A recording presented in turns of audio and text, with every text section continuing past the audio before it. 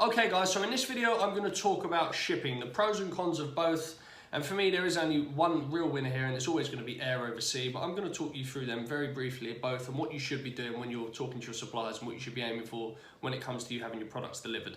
So firstly we'll start talking about air. You've only got two options. You can either have your product shipped by air or by sea. I'm going to start talking with air. It usually takes around 5 days for your products to be delivered from China to the US. 7 at a push, and that would only be if there was some sort of delay involved. Otherwise, you're looking at around 4, maybe 5 days. It's a little bit more expensive. I find a rough rule of thumb is around between $7 to $8 per kilo of weight. But it's very simple to arrange, very simple to track. Always try and use DHL when possible. They're my own personal favourite. I always use them when I have my product shipped. I've never had any problems. I can track it anywhere in the world. It's absolutely incredible. And always ask, this is very important now, always ask your supplier when they're giving you a shipping quote, you want DDP. DDP stands for Delivered Duties Paid. And what that means is that the importing taxes, no matter where you're getting it sent in the world, are included within your shipping quote. The last thing you want is you have your product shipped over to the US border. And once it lands in the US, the government are going, okay, so who's paying our taxes? Who's paying the import tax? You don't want to have to do that because then you're going to have to pay on top of it. And you don't want the headache of having to fill out all those forms and talk to several people and have that arranged. You just want to say to your suppliers in China, listen, I want them to send to this warehouse, in Dallas, Texas, the Amazon warehouse, get them sent there. That's it. You pay them, they'll give you a price, you pay them their fee, and then off they goes. And then next thing you know, Amazon are emailing you saying your products have arrived at the warehouse, they're ready to sell. You don't want any other complications. So always try and aim for DHL where possible. You could use FedEx. Sometimes they'll say UPS, but the price isn't that much different. And I'd always recommend going with DHL, but always make sure you're asking for DDP. Second option is sea. Now, sea is ridiculously slow, ridiculously complicated. You need to speak to a freight forwarder. There are so many different shipping terms involved. It's just a complete pain in the arse. Like, if I was you, I tried it once. I will never ever do it again. I mean, it's just for the sake of trying to save a few dollars, which in the long run, it's nowhere near worth it. To have your product shipped from China to the US, usually it's between 40 and 60 days. It has to stop off at several places, then it has to cross the entire Atlantic Ocean. It's just it's a nightmare. It takes so much longer. You might save a few dollars, but in the long run, it's not worth it at all. You want it to be as quick and efficient as possible. You'll need to speak to a freight forwarder. You'll need to fill out lots of forms. It's very complex, but just believe me, the quickest way and the most efficient way and the most stress-free way to have this done is to have your stuff shipped by air. So always go by air. Don't go by sea. Stick with air. Speak to your suppliers. Get all the terms arranged. Make sure it's DDP. Aim for DHL. If not, if you want to go for sea, once again, freedom of choice. That's entirely up to you, but I would not recommend it. I'd always recommend sticking with air. So in this video, I'm going to show you how to create a shipping plan for your product. So the first thing you're going to want to do is when you're in your Amazon Seller Central account, go to Inventory and go to Manage Inventory. It will take you to this page. Now, once you're on this page, I've got a lot of it blurred out because I don't want to reveal my own products, but you can see each one of these here, they represent a product. So when you've clicked on the product that you want to send inventory for, so you've already created your product listing, you're going to click this arrow and then you're going to go to Send or Replenish Inventory. That's now going to take you to the Create a Shipping Plan page. So you want to make sure that you've got Create a New Shipping Plan. In here, you'll put your supplier's address, so you'll get that easily enough off of your supplier, and then you'll have the marketplace destination. So for this example, I'm using my my UK account, my European account. So it'd be United Kingdom or it'd be the United States. Whatever marketplace you're sending your inventory to, just double check that that's correct. And then you've got two selections or options over here. You've got individual products and you've got case-packed items. Now, the majority of the time, if you are selling items that have variations, so different colors, different sizes, any sort of variation at all, you're going to be clicking the individual products box. What I mean by that is if you're sending 500 units in, 100 are black, 100 are green, 100 are purple, 100 are large, 100 are small, there's any sort of variation, you're going to be sending in individual products. If you're sending in all of the same items, so every single item you're sending in 500 units and each one of them is exactly the same, you'll be clicking case-packed items. So we'll just use that for the example. Then we'll click Continue to Shipping Plan. Okay, so next is this page. So first thing you're going to have to do is set the quantity of the amount of units that you want to send in. So units per case, let's just say we're sending in 500 units and we're sending in 100 units per case. Number of cases would be 5. Cases, sometimes your suppliers will refer to as cartons. It's the same thing. It's just essentially a bigger box and however many units they've got in per carton. Amazon call it a case, most suppliers call it a carton. So 100 units per case or carton, 5 of those equals 500 units. Okay. Once we've done that, we're going to click Continue. Now, next step is the preparation required category, which is essentially asking you who is going to stick the labels and prepare your products. Now, I've already spoken about this in other videos. Make sure your suppliers have stuck the FNSKUs already on your products before they ship them off. That way Amazon won't have to do it and then charge you for the privilege. So make sure you click on the seller.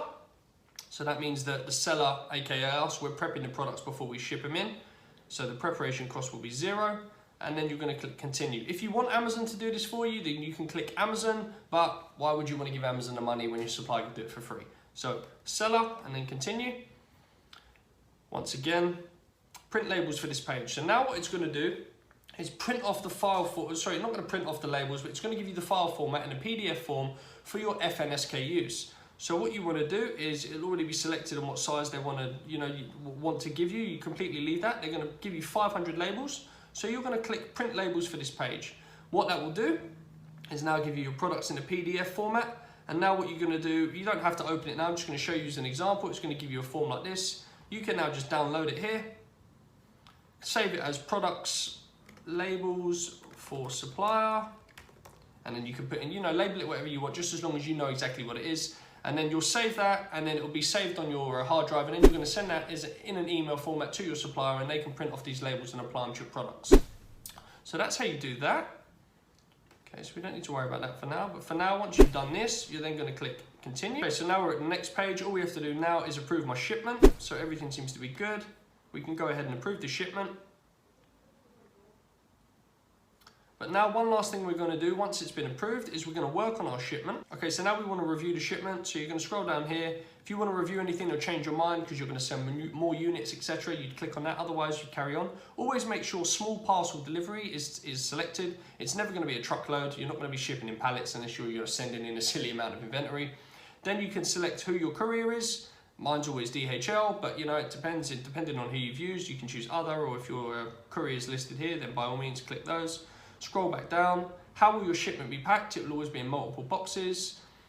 Use web form. You've already entered the information, so don't worry about this. Okay, now it's going to ask you your configuration. So you're sending in 500 units. How many boxes? We've already said that we're going to be sending it in 5 boxes. There's going to be 100 in each box. You're then going to need to get the size of the boxes off of your suppliers, the box dimensions. So you need to get the box weight in kilos. So each box, remember you've got 5 of them, so you need each of those as an individual. You need to know what their body weight is, so ask your supplier. And then it's going to ask you for their dimensions, so height, width, and depth. Get those all off of your supplier. And then once you've done that, it's then going to let you save for later. I don't know if I can do that now because I haven't put the, let's just pretend. So say it's 12 kilos a box and they are 22 by 22 by 25. I will then click save for later, confirm.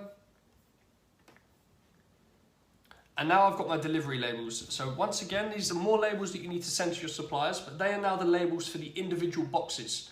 So as I've already said, we've printed off 500 of the labels in a PDF format to send for each one of our individual products. Now it's going to give us 5 labels because we're sending in 5 boxes. Each of the boxes contains 100 of our units. So these are the delivery labels. So once again, there's 5 here. Make sure, double check that there's 5 or however many boxes you're sending in. Make sure they match up. Hit print box labels. It will then come up in a PDF format. You'd open it up. You've got your box labels with the address that needs to be sent on. You can then just download those, save them as, box labels. Then you're going to email them to your supplier at another point in time.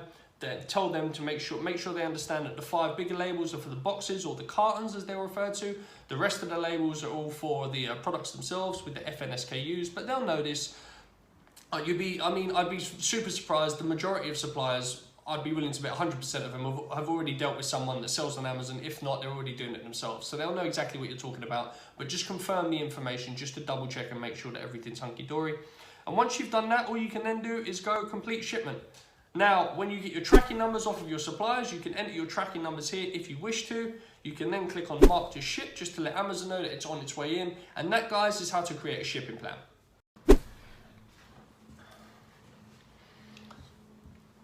Okay, so in this video I'm going to talk to you about how to make sure that your suppliers aren't trying to pull a fast one on you and they're not overcharging you for shipping.